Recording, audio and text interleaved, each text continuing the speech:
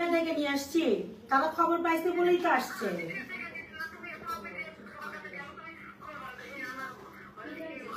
হ্যাঁ, আমি বাংলাদেশের মানুষের কাছে স্বীকার করবো যে আমি তার কেউ না, ওই মহিলা তার বউ, তাই না? না না, স্বীকার করলে আমি কোথায় গেলাম? আমার মেয়েরা কোথায় গেল? তোমরা তো আমার মেয়েদেরও অস্বীকার করতেছো। হ্যাঁ, অস্বীকার করতেছো বিদায় তো আমাকে বারবার এখন পর্যন্ত বলতেছো যে আমি যেন স্বীকার না যাই, মিডিয়া আসলে আমি চুপ থাকি চুপ থাকি।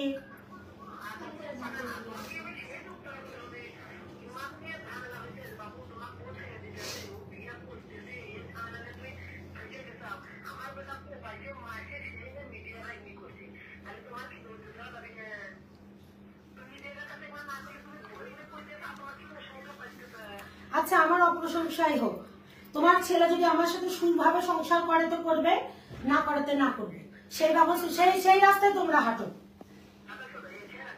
ঠিক আছে? আমাকে তোমরা দেওয়ালে পিঠ ঠেকাই দিছো, আমাকে তোমরা দেওয়ালে পিঠ ঠেকাই দিছো, তোমরা পুরো ফ্যামিলি আমার এগেইনস্টে, এখন আমার পরিচয়টা পর্যন্ত তোমরা দাও না। তোমার ছেলে অসুস্থ, আমি যাইতে চাই, তোমরা আমাকে না করো যে হাসপাতালে যেও না, তোমার ছেলে আমাকে না করে হাসপাতালে যেও না, কেন?